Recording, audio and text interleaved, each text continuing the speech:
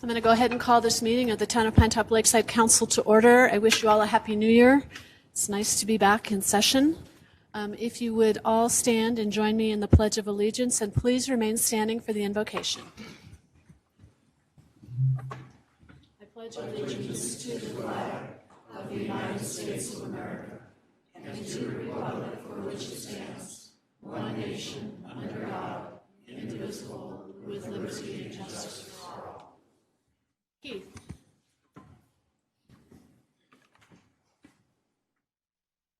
Our Father in heaven, we humbly come before thee this night to give thanks unto thee for the opportunity that we have to meet in a democracy and in this republic and under the Constitution and the laws of the United States of America. We're thankful for this process of local government and for all that we're able to do within our community. We're thankful for our businesses and our citizens. We're thankful for this council and our mayor, and pray for thy blessings upon us as a community as we continue to go through this pandemic. We pray for blessings of health and strength, of comfort, and we pray that thou bless those that have lost loved ones, that their hearts may be healed and that they may be comforted and strengthened. We ask thee to continue to bless our businesses and our local economy, that they'll be able to do well through the winter and through this pandemic. We pray that our lives may be able to return back to normal again. We're thankful for the moisture that we have received and pray that thou continue to send more, for it is very needed to preserve our forests and our lakes and our rivers. We are thankful to be able to discuss items of interest and of concern to our community, and we pray for thy Spirit to be with us and to bless us with wisdom and inspiration as we discuss these things. We pray for a special blessing upon our officers and firefighters and healthcare workers and ask thee to bless and protect them, to strengthen them, and to guide them in all that they do. We are thankful to have them as part of our community, and we say this in the name of Jesus Christ. Amen. Amen. Thank you, Keith. Item B on our agenda tonight is call to the public. This is a business meeting of the Town Council. The town values and welcomes public input. Please address the council as a whole and not individual council members. Do not address staff or members of the audience. Council action on items brought up in call to the public is limited by the open meeting law. Council may direct to staff to study the matter further for future agenda items. Items on the agenda will not be heard or discussed in call to the public, and individuals are limited to 3 minutes. I don't believe we have anybody that would like to address this tonight. Okay, we will move on then to item C, which is the consent agenda. All items listed are considered routine matters and will be enacted by one motion of the council. There will be no separate discussion unless a member of the town council requests that an item or items be removed for discussion. Council members may ask questions without removal of the items from the consent agenda, and items removed are considered in their normal sequence unless called out of sequence. As you can see from the agenda, we have 3 items on our consent agenda. Is there any discussion or anything? No? Vice Mayor? I move that we approve the consent agenda as presented. I'll second that. Thank you. It's been moved and seconded to approve the consent agenda. All in favor, please signify by raising your right hand. Thank you. That carries unanimously. Item D is business before the council. Public comment will be taken at the beginning of each agenda item after the subject has been announced and explained by staff. Any citizen who wishes may speak one time for 5 minutes on each agenda item, either before or after council discussion.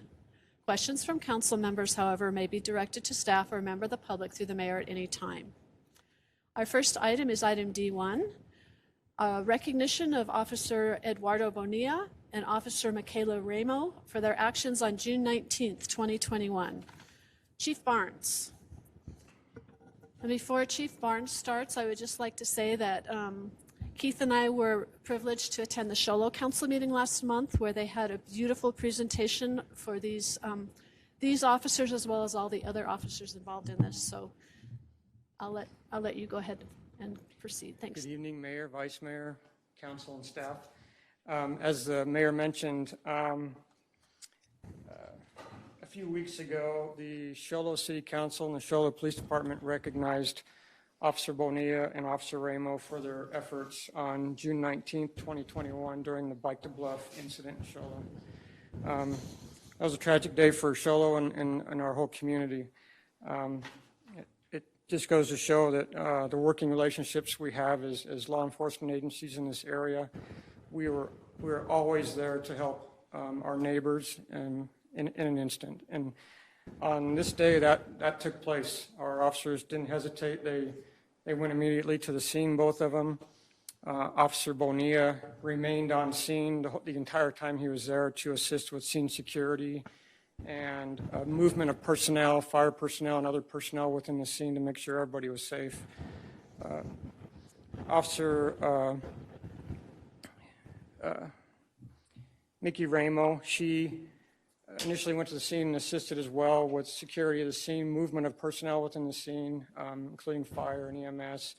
And at one point she left to assist at the hospital with, that's where the suspect in this case was transported. She acted as a security officer there and to help with the investigation. So, tonight we also wanted to recognize both of these officers before Town of Pinetop-Lakeside Council. So I'd like to ask both of them to come up. I'd like to present them both with a certificate of appreciation for their efforts that day, and if we can get a photo with them with the mayor and vice mayor.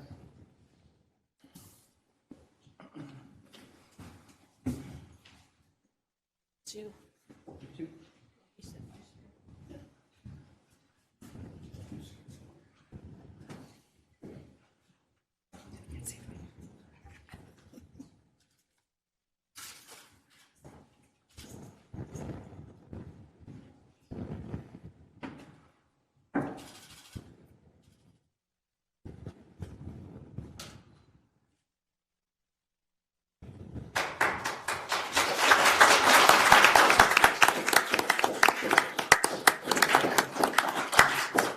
I want to just show off the plaque that Show Low presented. If we can also get a quick photo of that. It's a beautiful plaque that they did for us. So.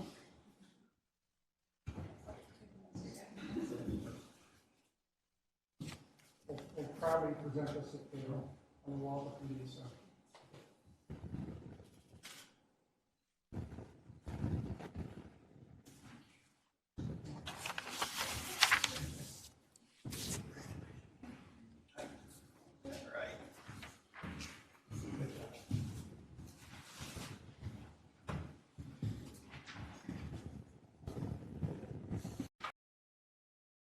Points of pride in our community, that's for sure.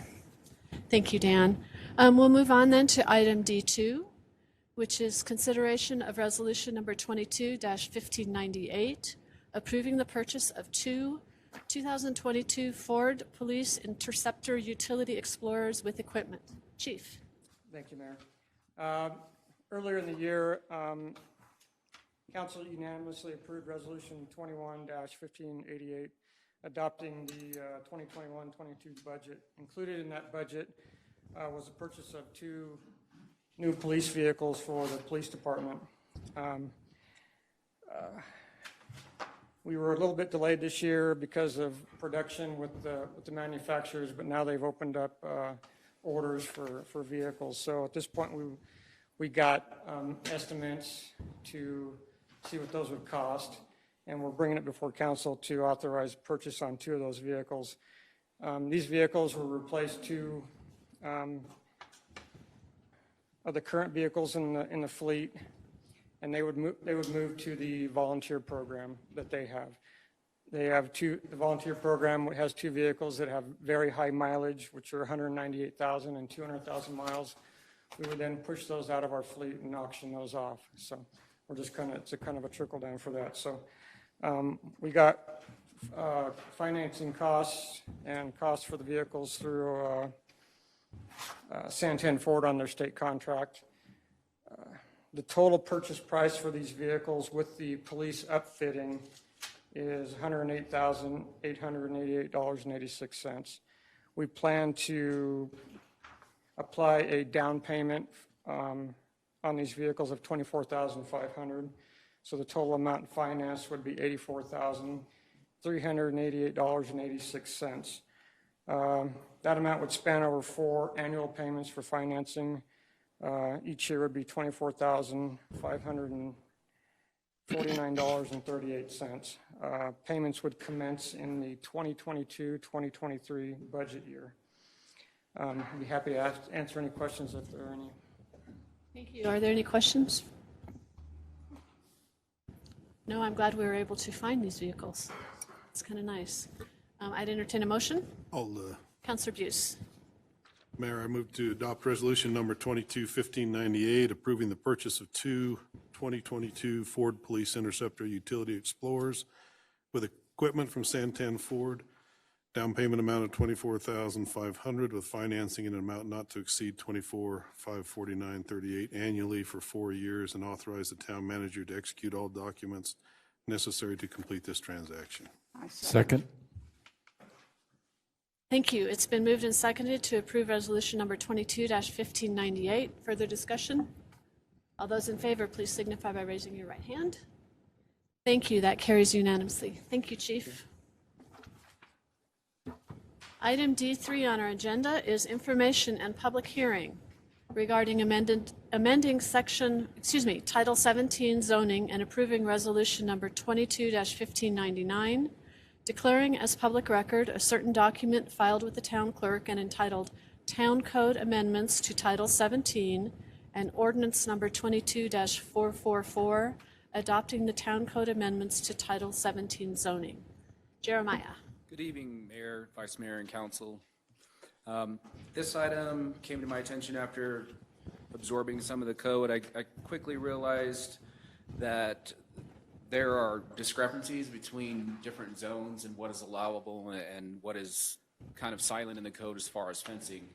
And while it's not required to get a permit, these questions come up a lot.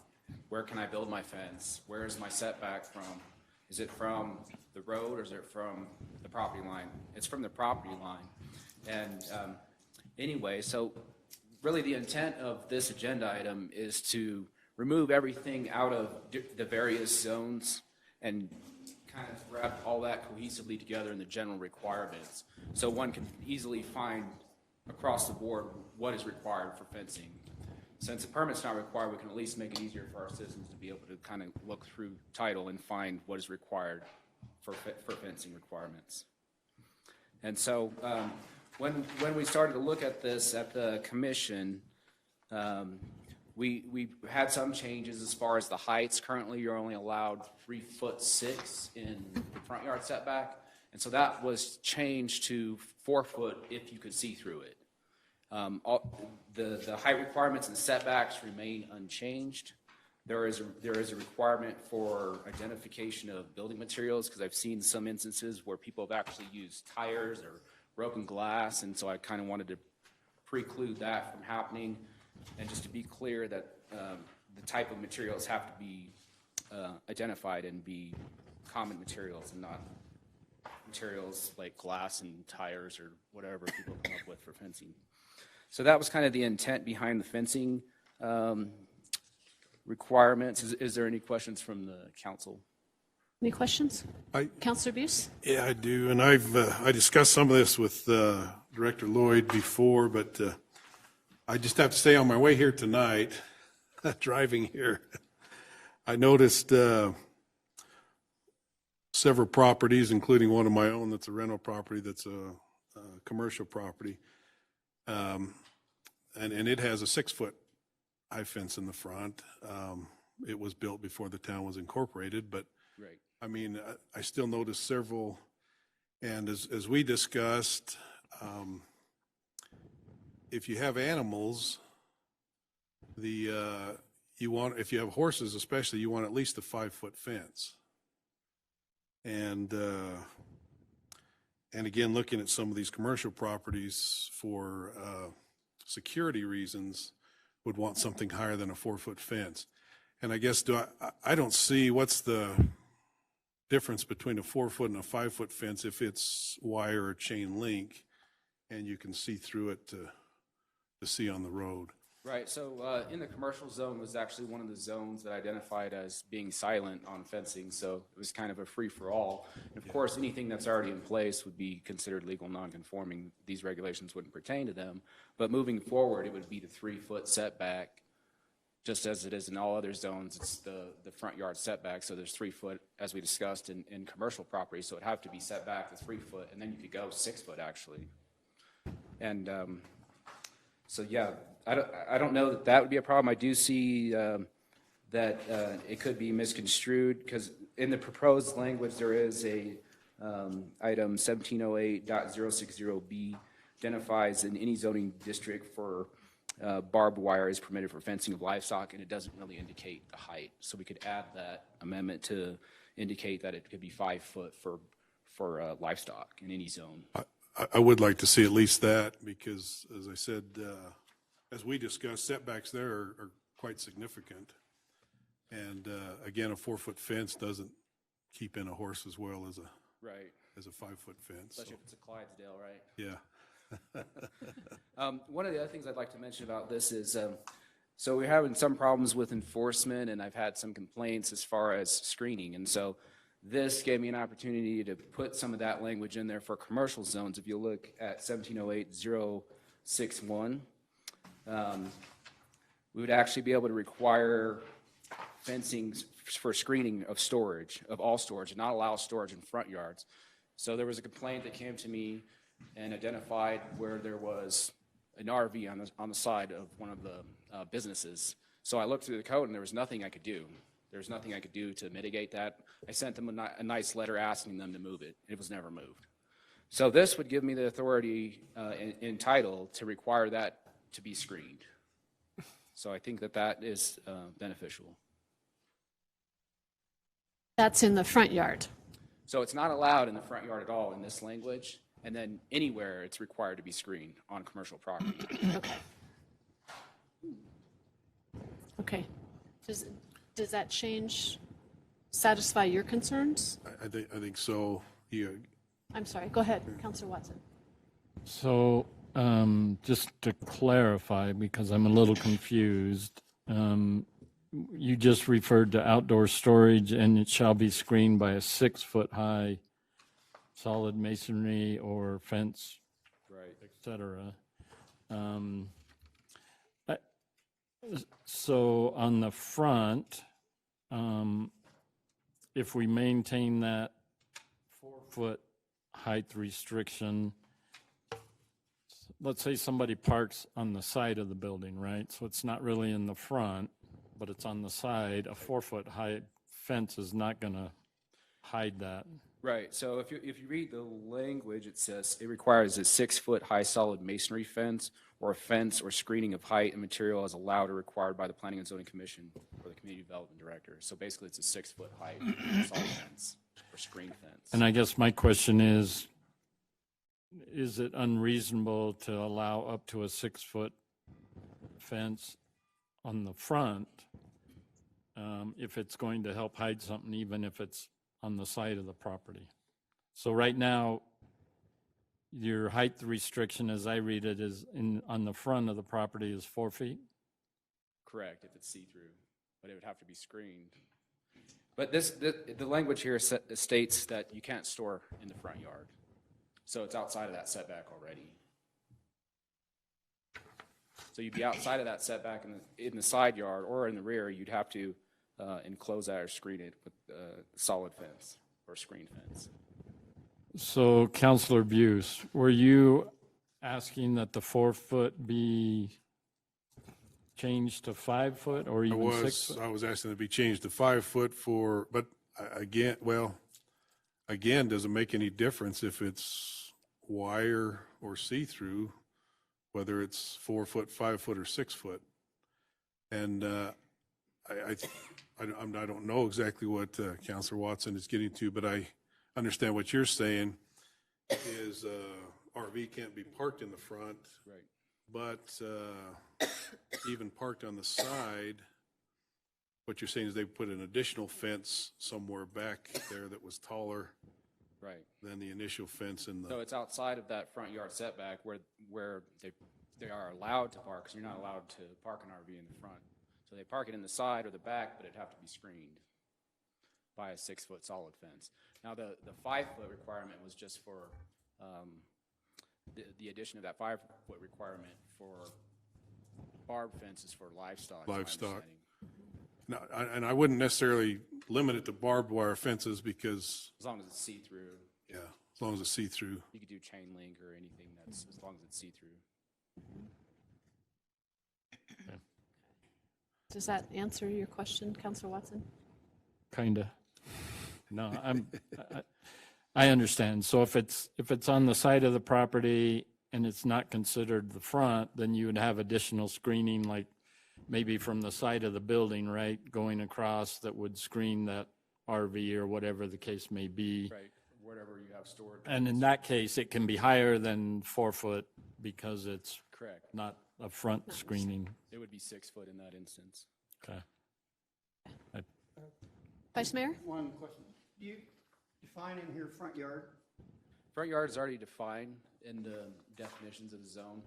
It's the front yard lot, or the front lot line is how it's defined. And so that combined with the setback, the front lot line is defined as, of course, the line fronting the frontage of the right-of-way. And in the instance where there's a corner lot, it's defined as the shorter of the two lines. Okay, If they're both the same size, then it's whichever one it would be addressed. so that's where it starts, but does it end there? Is the front yard where the building sits? No. So the front yard, and this is a common question. It really is. Oh, excuse me. Is it, yeah, I'll repeat that. So for the, is the front yard from the lot line to where the front of the building is?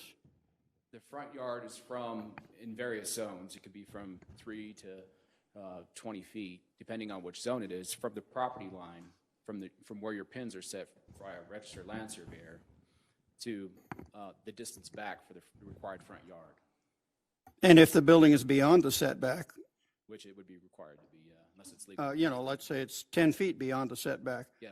would the front yard include that 10 feet? So the front yard, the required front yard is only the area that is outside the buildable envelope. It's only, so it's from your property line to say 20 feet back. Now, if your building is an additional 10 foot back, that's not considered the required front yard according to the zoning statutes. It's still, if you ask somebody, yeah, it's their front yard, but it's not the required front yard. For considering the fences, is that 10 feet in the front yard? Is that 10 feet in the front? It's not in the required front yard. So if you went 20 foot back and put your 6-foot fence up, or 3 foot in the case of commercial, then you're outside the required front yard, and you would be able to put it 6 feet. So the fence could be in the front of the building? It could be, yeah. Okay, Just and has to still not outside be in the front setback. yard? So if you're in that required front yard, then it has to be 3'6" or 4-foot see-through,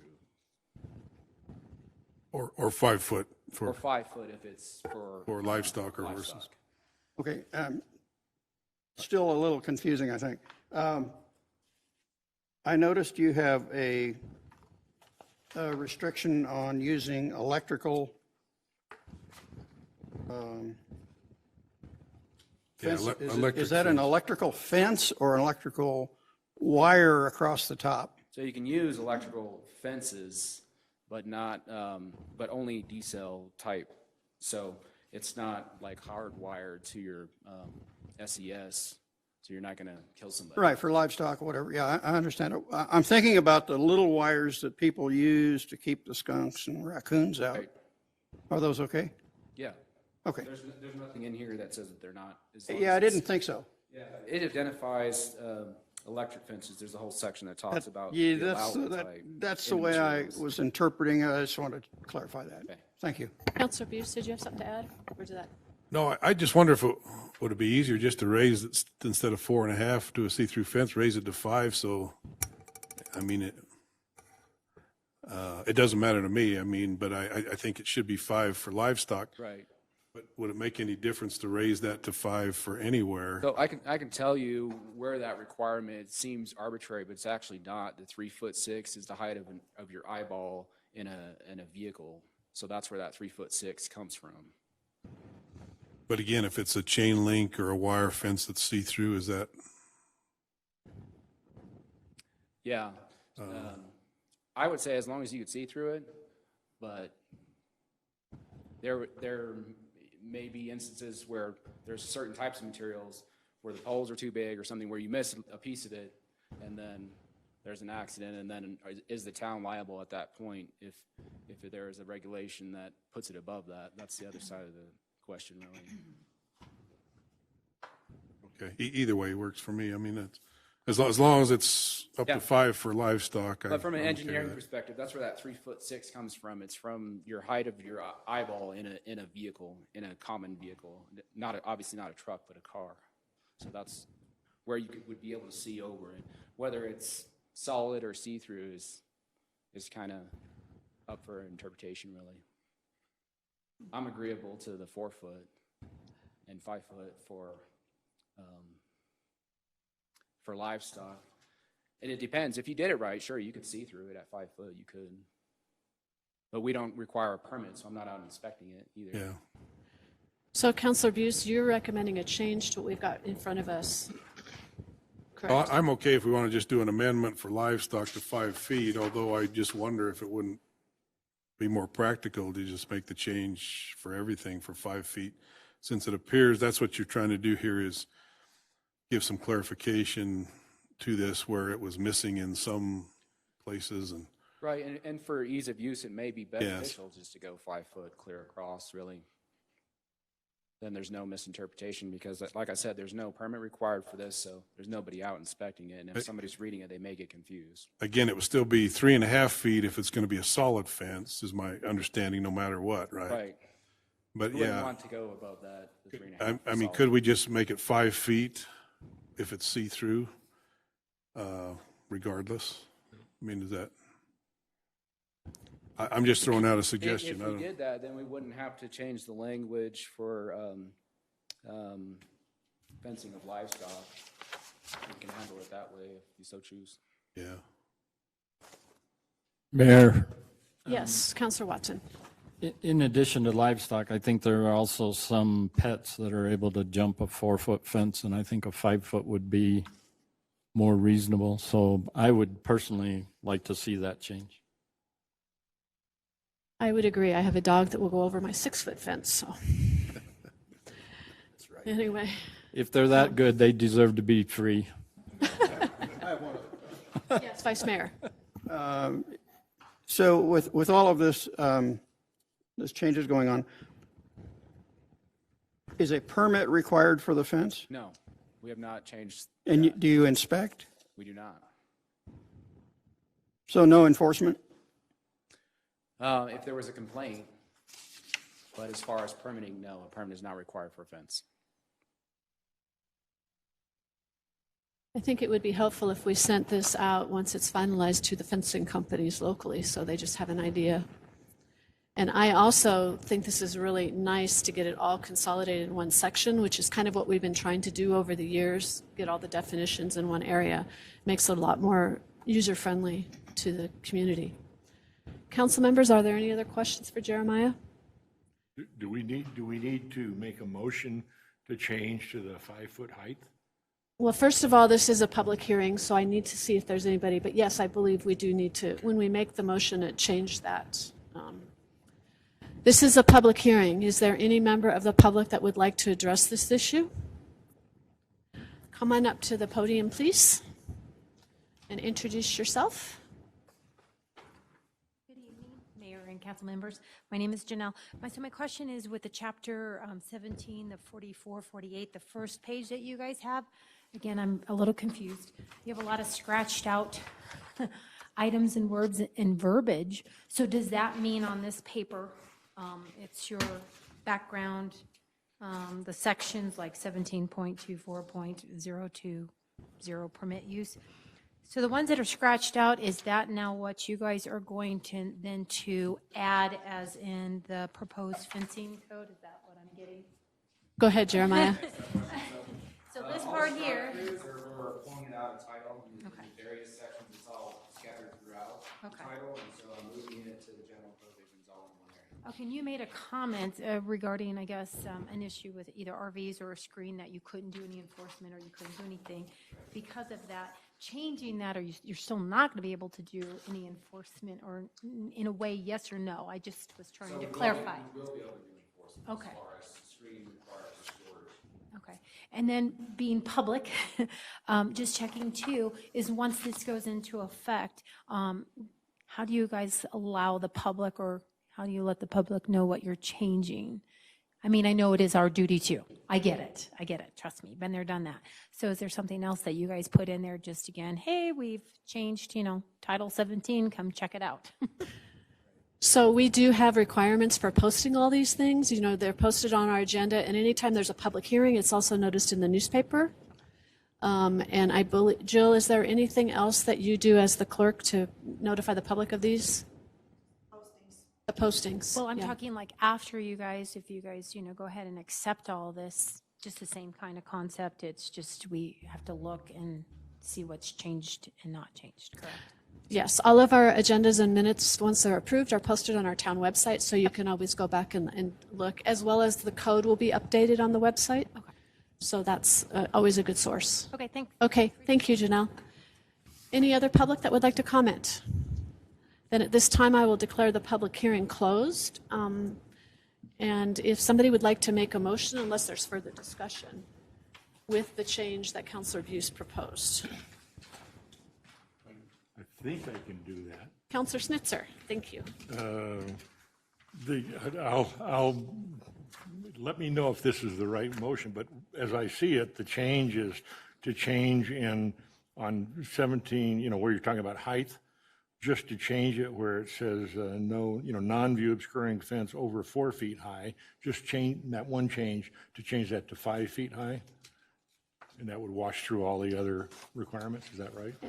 And we're in 17.08.06. Yeah, so I move on 17.08.060 in the second line to change the wording from a non-view obscuring fence over 4 feet high, change that to a non-view obscuring fence over 5 feet high. I think, Councillor Snitzer, if you would like to just amend your motion to the recommended one in our packet with that change.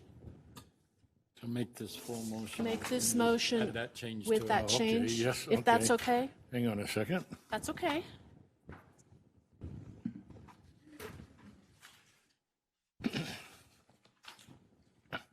Okay, then I move to recommend the approval of amending Title 17 zoning by moving all fencing requirements to 17.08 general provisions and amending the requirements for ease of use, clarity, and safety with the change as mentioned to 17.08.060, change from 4 feet to 5 feet. Thank you. Is there a second? I second that.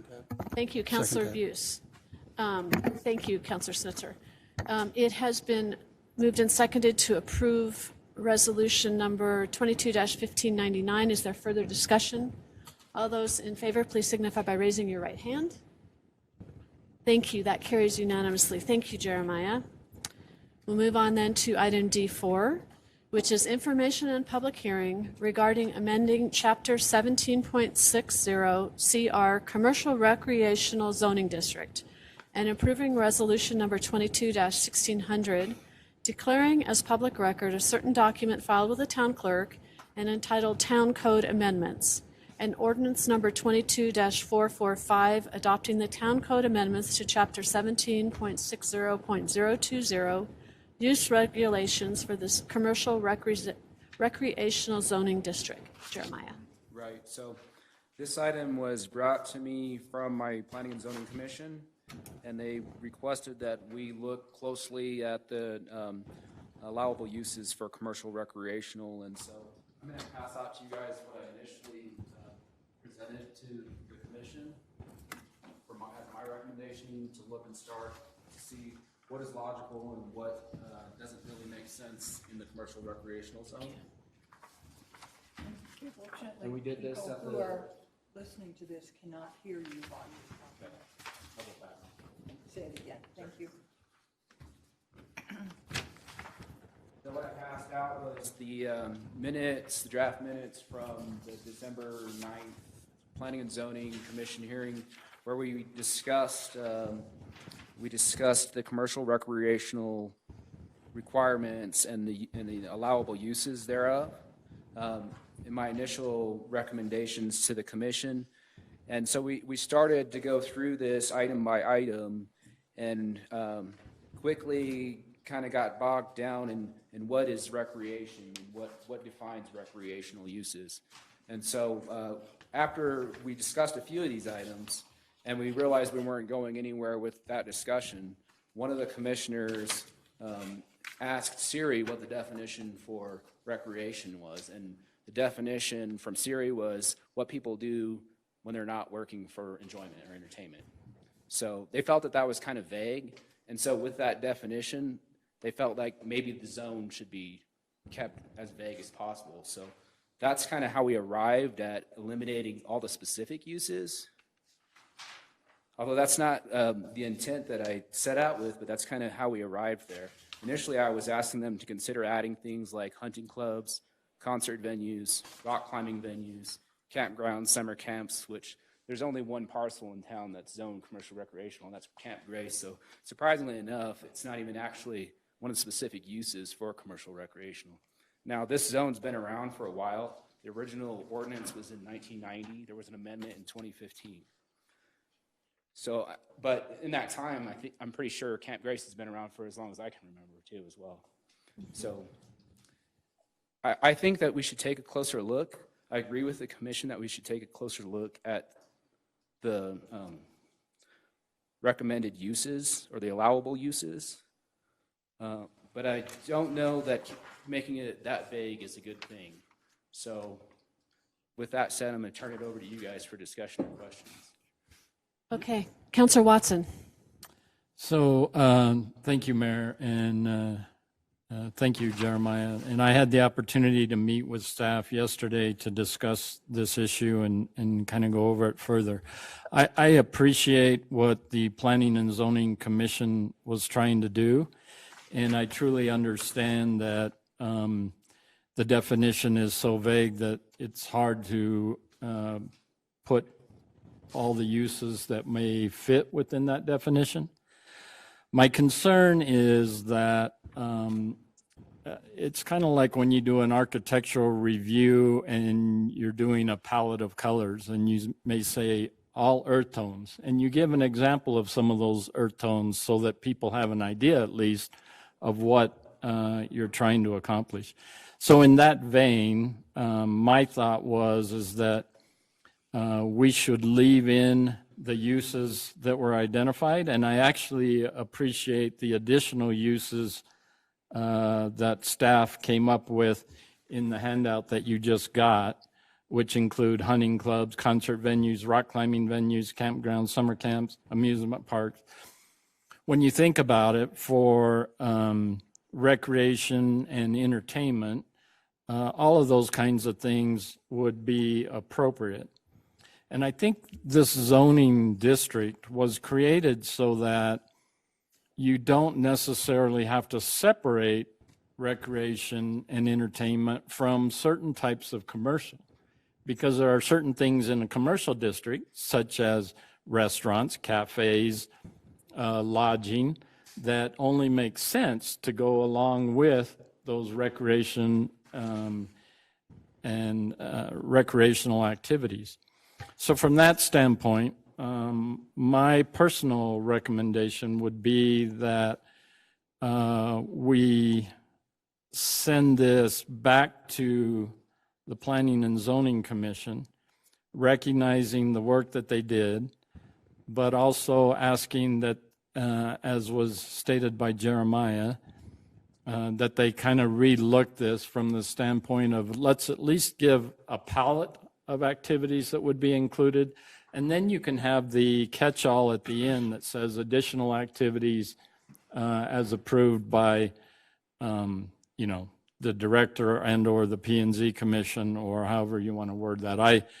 I have a little bit of hesitancy to say the director because I think that puts a lot of power in one person's hands. And to be honest, I wouldn't want to be in your shoes if you had to make those decisions. So I would prefer that be, the commission and or the council as opposed to the director. But having said all that, my recommendation would be that we send this back to P&Z, recognizing what they were trying to accomplish and being mindful of that, but also still at least delineating the types of activities that we know would be conducive to recreation and entertainment activities. So then they could reevaluate that, makes the additional changes, and then it could come back to us for approval.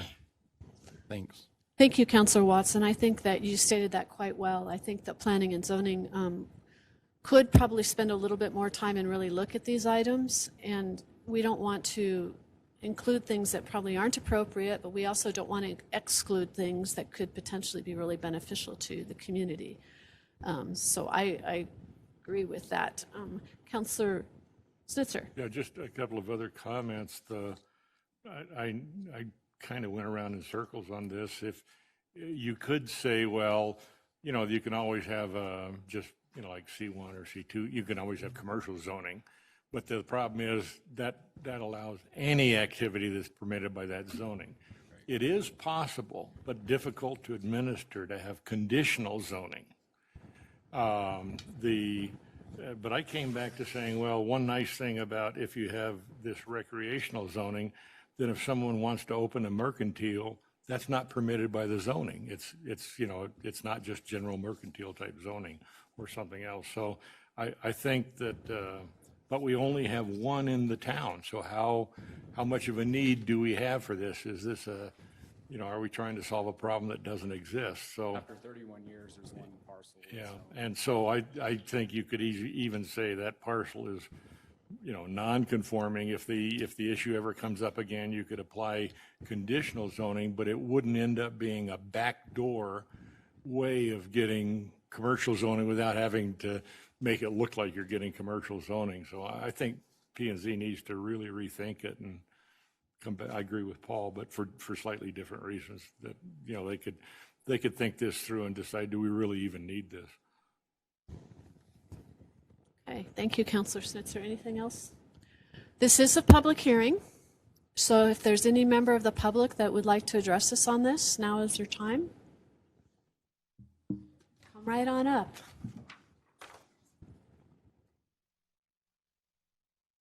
All right, I haven't met Jeremiah in person, but he's pretty awesome. So I think this is exciting, a little bit, potentially frustrating at first when I read through the information, but with recreation, it comes to a point that we can start defining something, that there's a lot of clarity, and then it's an exciting time because our community should be, in my opinion, focused on recreation. That's why people move here. That's why people visit here.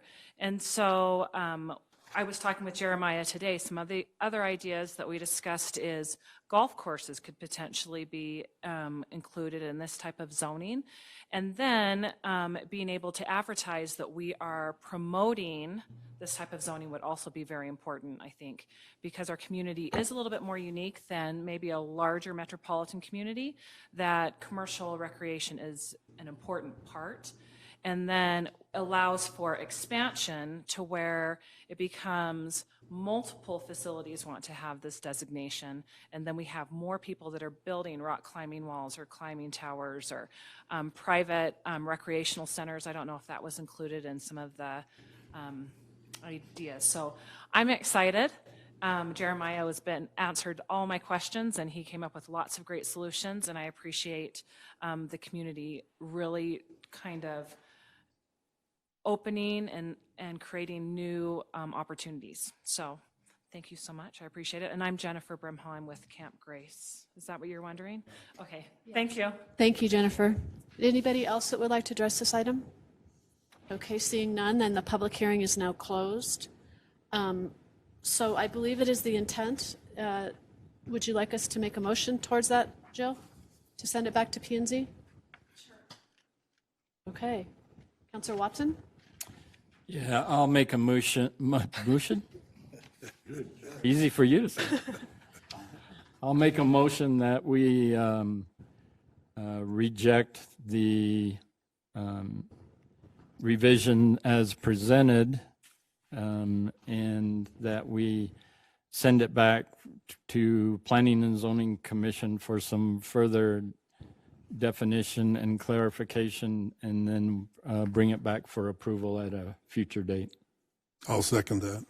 Thank you. It's been moved and seconded that we reject the proposed changes and request that P&Z reconsider it. Is there any further discussion? All those in favor, please signify by raising your right hand.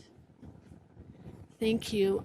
Jeremiah, please convey to P&Z that we do appreciate their work on this, and we understand it's kind of a difficult thing to come up with a list, but I'm sure with their collective thinking they can come up with that. So, yes, thank you. Item D5 is consider resolution number 22-1601, approving the license and minimum pool agreement between Sholo Pinetop Woodland Irrigation Company and the town of Pinetop-Lakeside. Keith. Yes, thank you, Madam Mayor, Vice Mayor Smith, and Council. Tonight, we realized that we had actually gone through 3 years, and the license and minimum pool agreement that we have with the Sholo Pinetop Woodland Irrigation Company was expiring. So we renegotiated the contract, which is basically what's before you is a continuation of the same agreement that we've had for the past 3 years.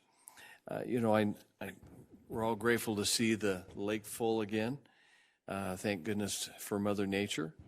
The head gate, for the most part, has been repaired, except for the works up at the very top.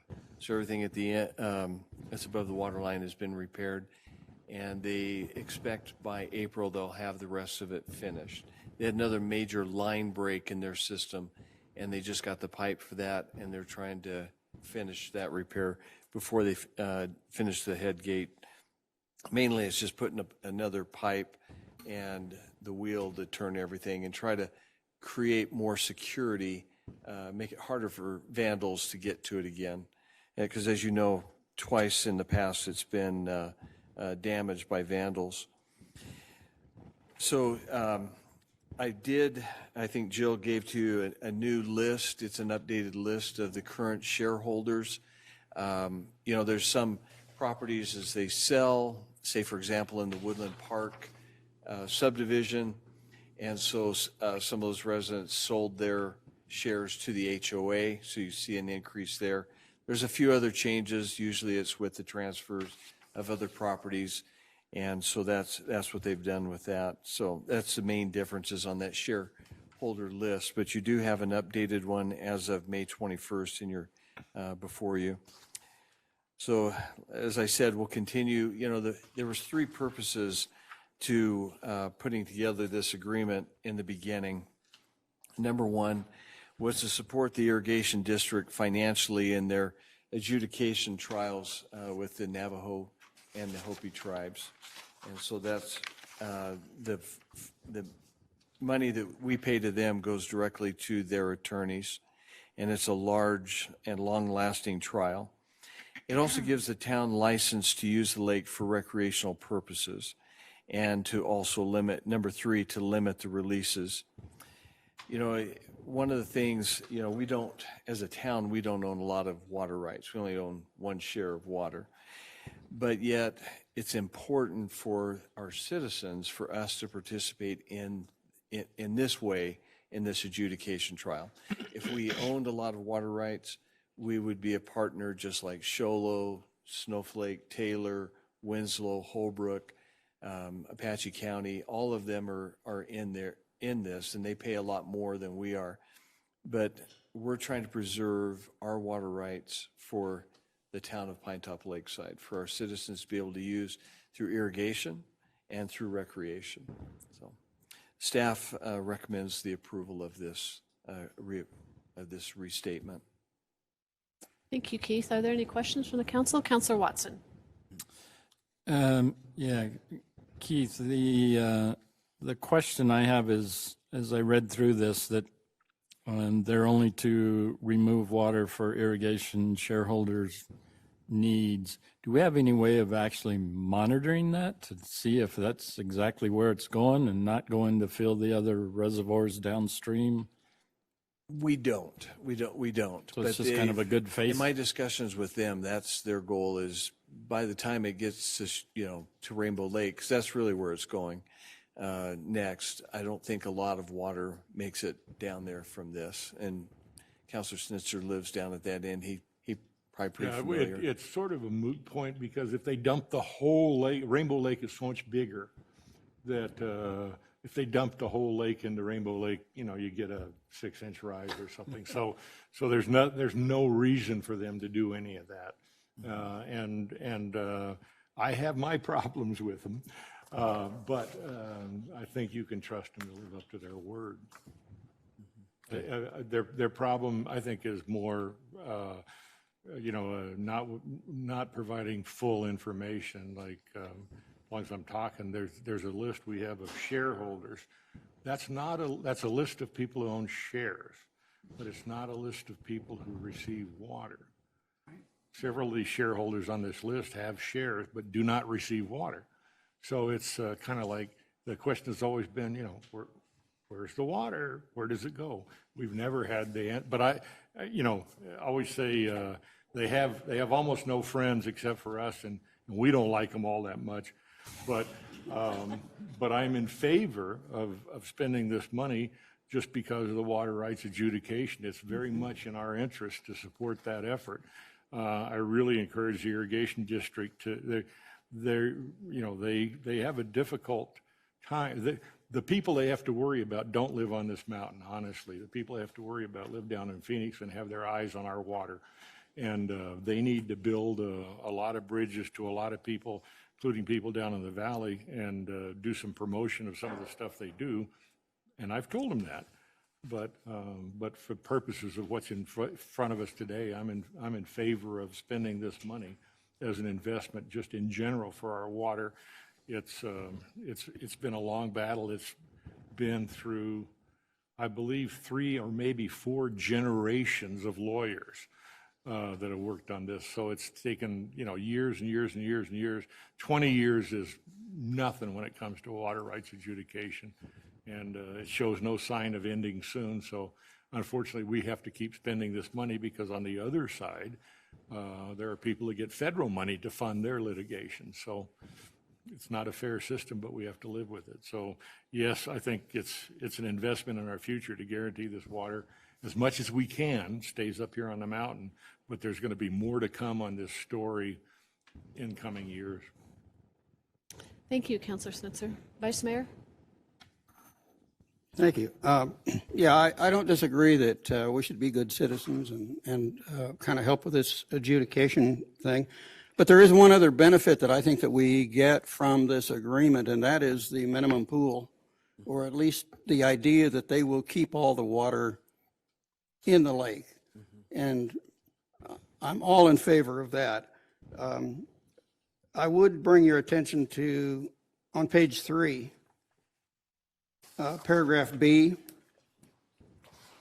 the last, the last sentence of that, or 2 sentences, no, 1 sentence, says, in the event of drainage for the reasons set forth in this subparagraph, which means if they drain the lake for problems such as they had with the head gate.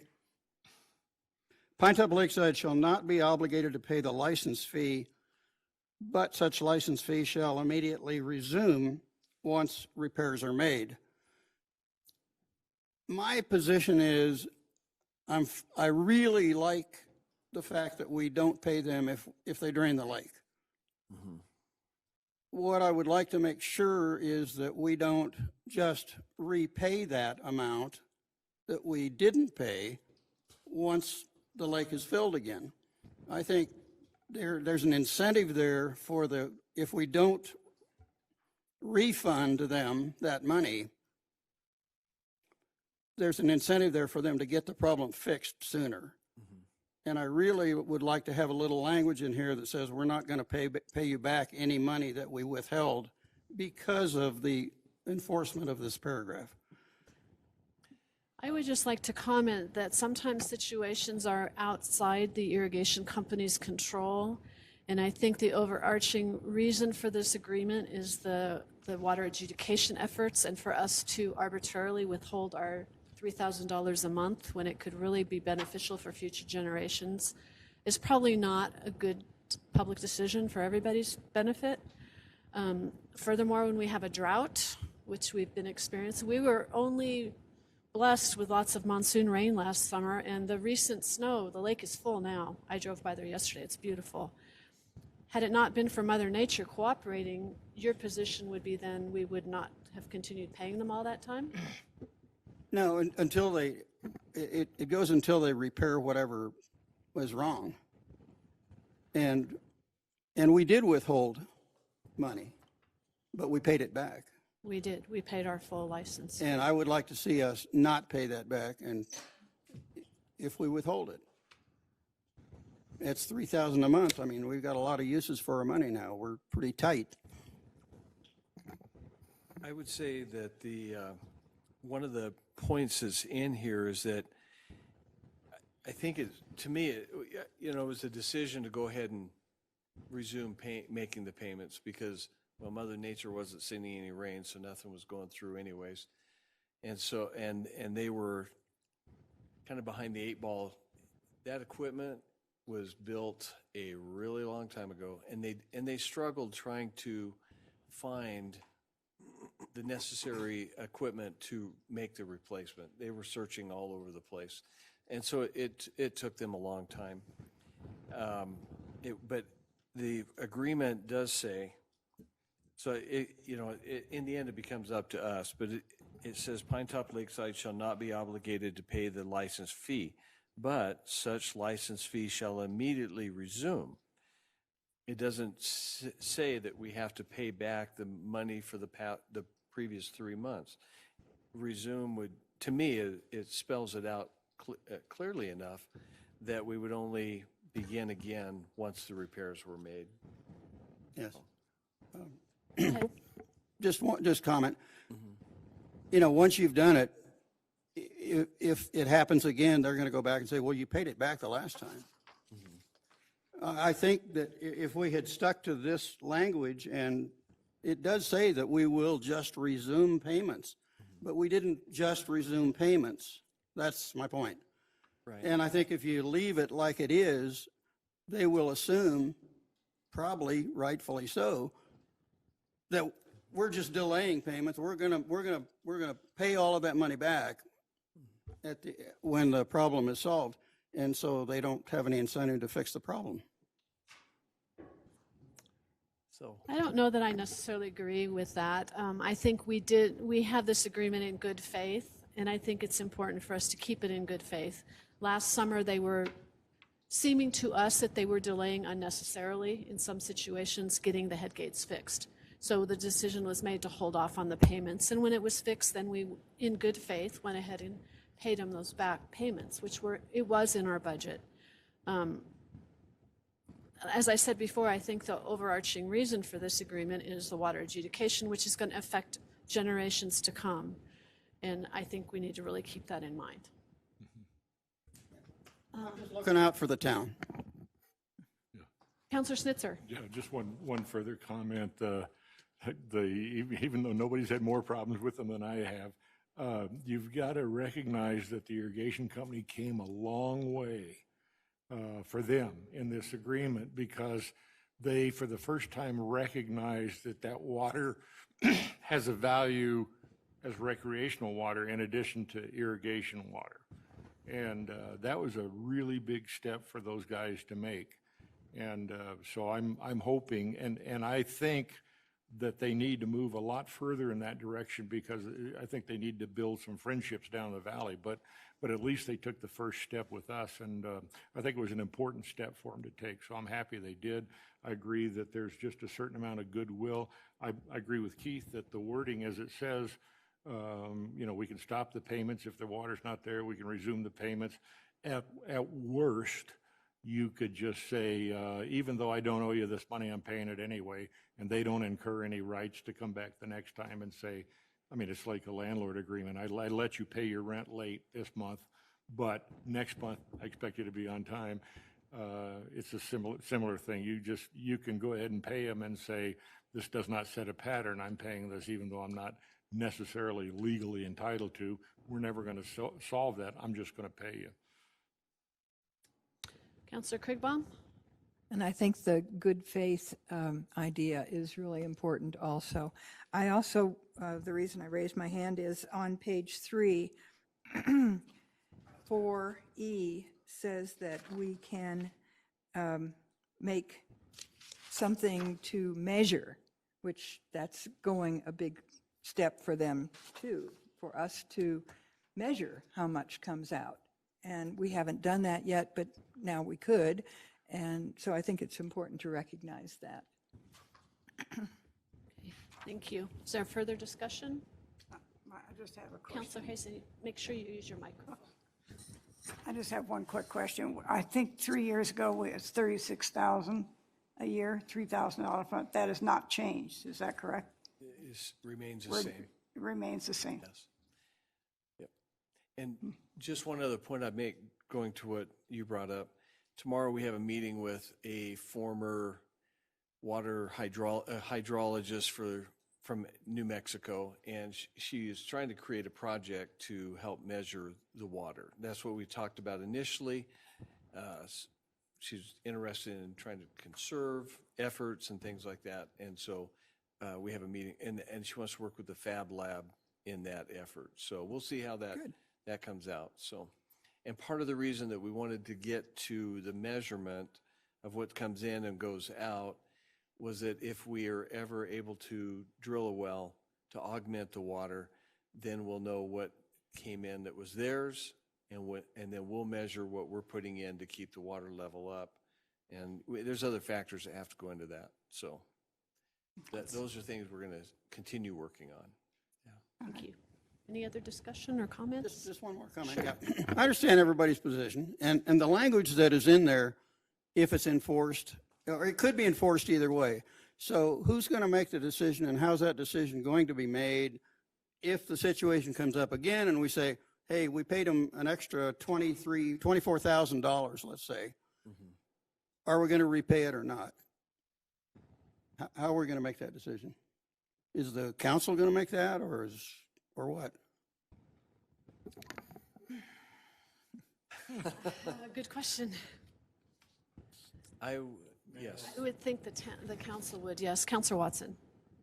So my thought would be that the language of the agreement says that we do not pay until such repairs are completed.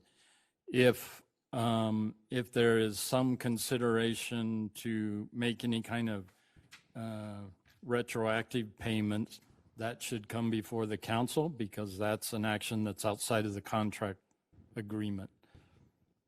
That's my thought. Sounds reasonable. I agree with that. And with that, I'm ready to make a motion. Please. I would move that we approve Resolution 22-1601, approving the license agreement between Show Low Pinetop Woodland Irrigation Company and the town of Pinetop-Lakeside. And I second that. Thank you. It has been moved and seconded to approve resolution number 22-1601. Further discussion? All in favor, please signify by raising your right hand. Thank you. That carries unanimously. Thank you, Keith, for your work on this. That was actually great discussion. Item D6, consider the approval of the letter of support to be signed by the mayor for Navajo County's application for an Arizona Broadband Development Grant Program. Keith, and I know we have some representatives from the county here tonight too. Yes, we have County Manager Lynn Gephardt here tonight, and Supervisor Marcy, who is this evening, Michelle Coppola. And so I'm going to turn the time over to them. Okay. To discuss with you, share with you what they're working on. Thank you. As you all know, broadband is something that Councillor Watson, Councillor Stitzer, this has been a big issue for a long time. So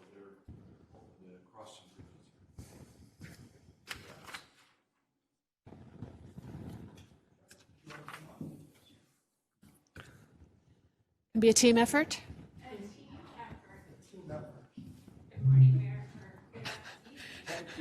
Right, Mayor Irwin and Vice Mayor Smith, and council members, it's certainly a pleasure to be able to be with you this evening. We will be talking about something that our community, our region has been talking about for quite some time, and we know that from the pandemic, that there were great efforts to be able to make sure that our school systems were functioning, that public safety personnel were being able to be providing or provide the services that are needed. And all of these things and our health systems rely on broadband. And I know that one of the things that we also look at is economic development and economic growth, and looking at larger industries or industries coming into our communities and developing jobs.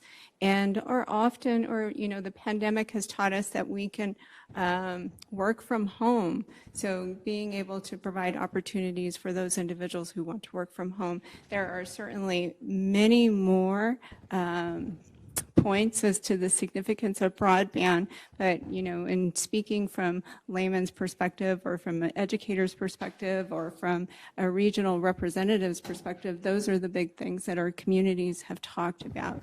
And so this effort for us to be able to work together in being able to apply for these dollars that will impact our entire region is very important. So thank you. I appreciate the time. And I'll turn it over to Glenn, and Glenn will talk about the logistics. Thank you, Glenn. Thank you, Vice Chairwoman. Thank you, Mayor, Vice Mayor, council members, for the opportunity to come before you and for your consideration of signing a letter of support to the Arizona Commerce Authority for a significant broadband grant.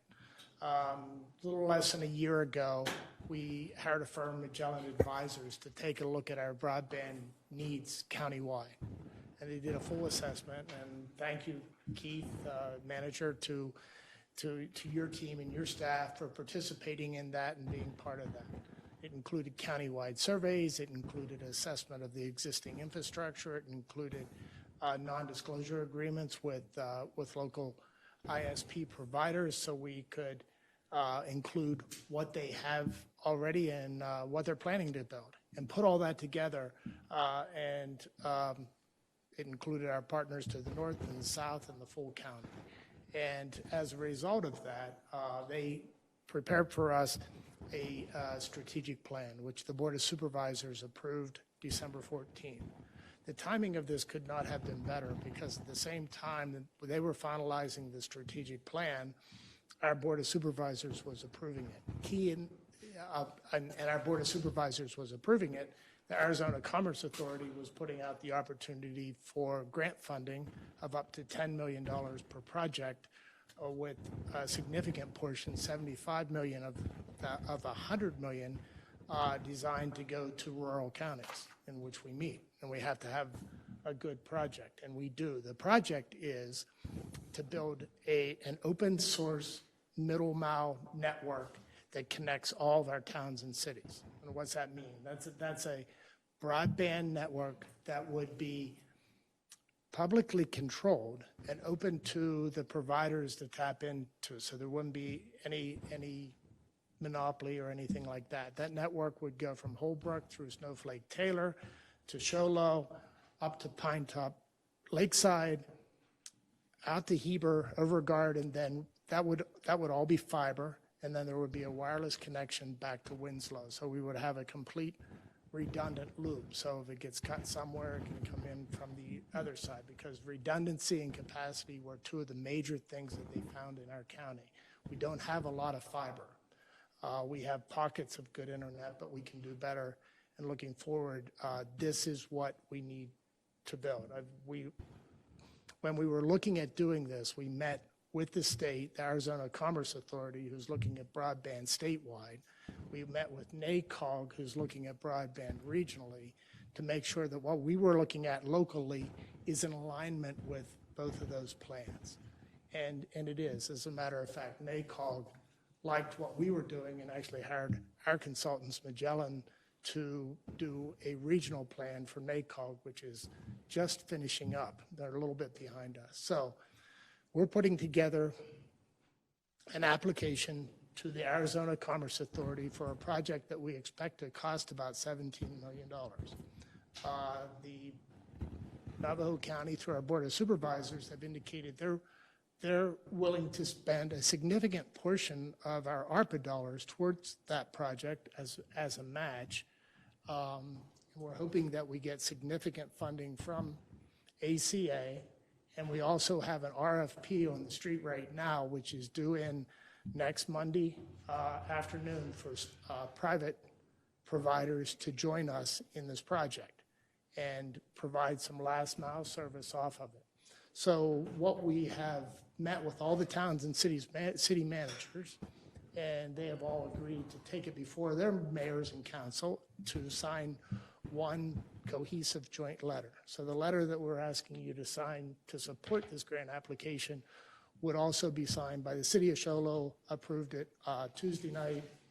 I think Taylor has already approved it. Snowflake will be approving it soon. Holbrook next week, and Winslow next week, hopefully. So you would be signing on with all six, which I think is really appropriate because it shows the unity that we have here in Navajo County.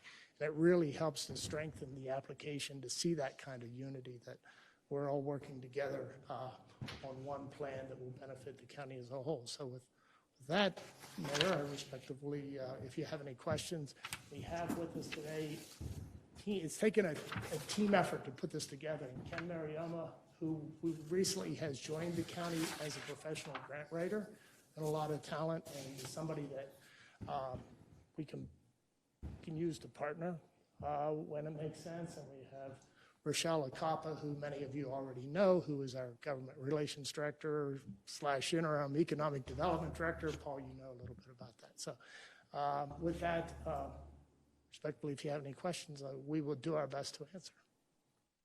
Thank you for being here, all of you. In Tuesday's White Mountain Independent, there was an article about White Mountains may soon gain outage-resistant broadband. Will this private project kind of dovetail with what you're looking at, or can you explain if there's any coordination with that group? We did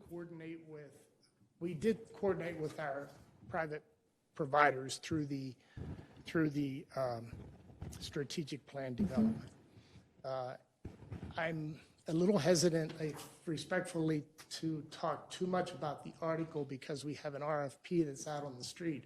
And anything that I may say that could be interpreted one way or another by any of the service providers could jeopardize that RFP. So I respectfully. Okay. Understood. Okay, thank you. Didn't mean to put you on the spot. No, it's fine. It's a very fair question. What I can say is that it doesn't conflict with the project that we're proposing to build. Okay. There's a lot has to happen regionally, and a lot of things that will support each other. Okay, thank you. Any other questions or comments for any of our county vice mayor? Yeah, just from Use your microphone, a big please. picture. Excuse me. Thank you. I keep forgetting to do that. I think everybody hears me anyway, but from a big picture standpoint, we would have a loop then, I assume, from Flagstaff down to Holbrook, Show Low, Pinetop, Heber, and then wirelessly back to Flagstaff. Is that correct? Winslow. Oh, to Winslow. So is the wireless system going to Winslow? Is it already a loop, a duplicate, so that if something happens to that, we don't lose internet? Not currently, we could lose internet. That resilient loop doesn't currently exist. It exists in pieces. It exists in copper wire places. It exists in aerial in places. And what we're proposing to build is a complete fiber network with the exception of going through that area that is not populated. So the aerial is enough to give the redundancy. So did you consider wirelessly hooking to Payson? Well, yes, all of that is more of what needs to happen. This is locally what we can build. Additionally, there is a project from APS that's bringing a backhaul fall off. There's a lot of things happening on the nation, looking at the larger network and the backhaul. Ultimately, as I've learned through this, there's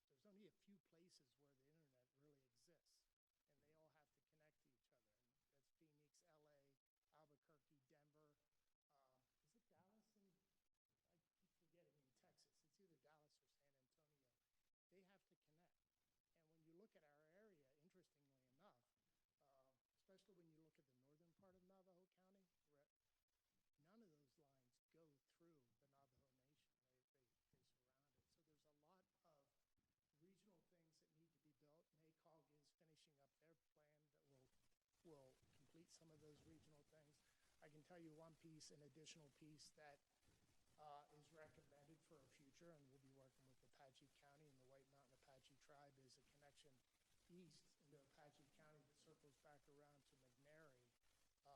So building those middle mile loops is what we can focus on, and then we ultimately need to connect to Phoenix, which there are multiple efforts in the works for those connections. Some of it already exists. Well, I applaud your effort. I mean, anything we can do is great. I just like to see the whole system be more redundant and foolproof so that we don't go down because of one cut. Thank you for that. Yeah. Thank you. Any other questions or comments? Thank you guys for all your work on this. I know it's been a process because I know I took the surveys. I think a lot of us did take the surveys. So thank you. Make a motion. Thank you. Councillor Watson. I would move to approve Mayor Stephanie Irwin signing a letter of support for Navajo County's application for an Arizona Broadband Development Grant Program. I second. Thank you. It's been moved and seconded to allow a letter of support from Pinetop-Lakeside for the Navajo County application for broadband. Any further discussion? All those in favor, please signify by raising your right hand. Thank you. That carries unanimously. Thank you very much. We appreciate you guys. Yes. Item D7. It's with somewhat heavy heart tonight that I will read the resignation from Councillor Hastings. She says, "Dear Mayor Irwin, I am hereby providing notice of my resignation from my elected position as member of the Pinetop-Lakeside Town Council. I am tendering my resignation as a result of health issues and will be moving to Santa Rosa, California to be closer to my family effective January 7th, 2022. I have enjoyed my position in serving our community and working with my colleagues over the past 3 years, in particular my work with the Pinetop-Lakeside Senior Center. Sincerely, Maisie Hastings." I'm really sorry that we have to have this on our agenda this evening. I have certainly enjoyed the past 3 years working with Councillor Hastings. I've appreciated her thoroughness in preparing for our meetings, her passion for the senior center, and her passion for our community. So again, it's with heavy heart. I believe we have to have a vote on this. So is there any other comments from the council? Councillor Switzer. I move that we accept the resignation with regret. Do I have a second? Second. Thank you. It's been moved and seconded to accept Maisie's resignation. All in favor, please signify by raising your right hand. Thank you. That carries. All opposed? You're still I know you are. Yes. That carries. Absolutely, Vice Mayor. Yeah, Maisie has been a real workhorse for the senior center, and I really appreciate that. I was the only representative who was kind of tending to the senior center for a long time. She came on, took right over and said, I want to be involved in this, and I knew she was already involved because she was on their board and became president and worked very, very hard for the senior center, so we really appreciate her time. I personally want to thank you very much, Maisie. Councillor Watson. So before I was ever on the council, I was given the opportunity to chauffeur Maisie from Phoenix back up the mountain, I believe, and was very impressed with the depth and breadth of experience that she has in her career and in her life.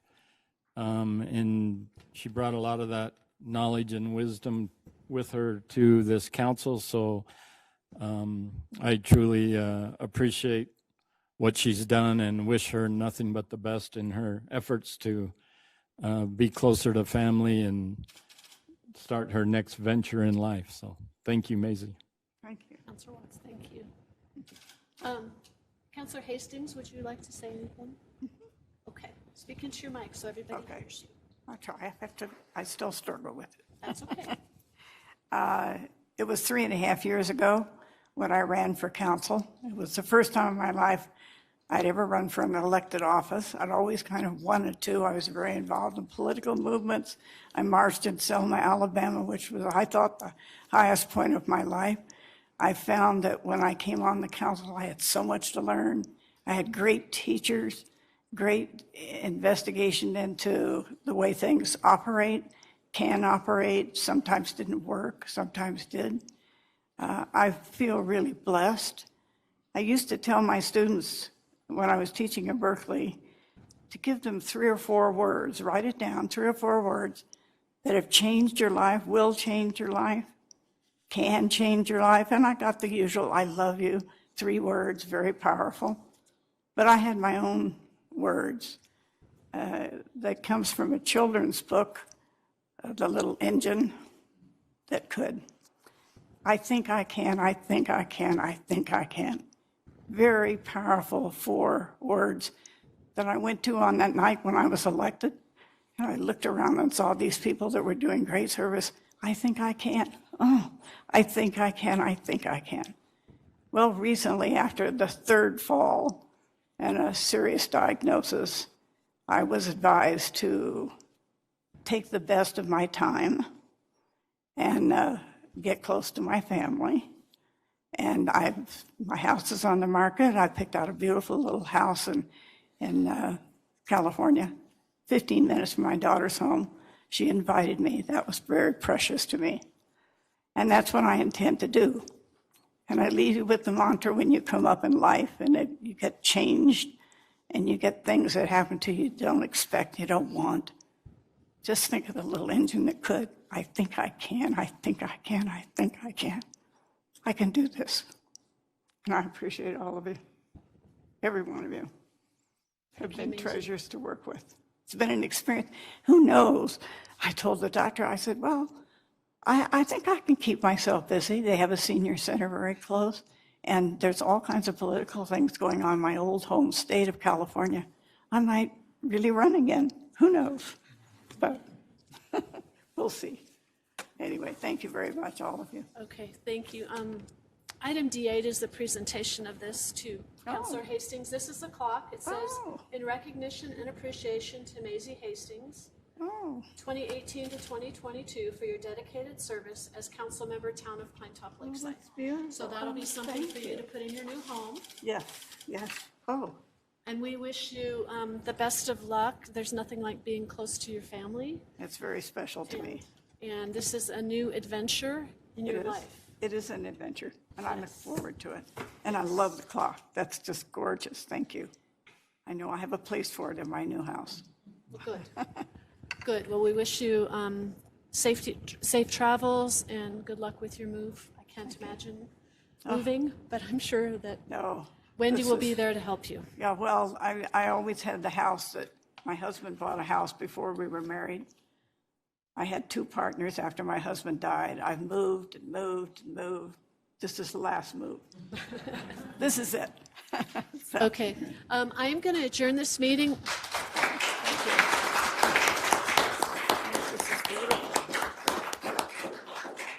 I'm going to adjourn the meeting, but I would ask and invite all of you to stay. We've got some beautiful cupcakes back there made by our baking duo, Annie and Christy. Oh, great. So please stay and visit a little bit with Maisie and enjoy a cupcake. This meeting is adjourned. Thank you.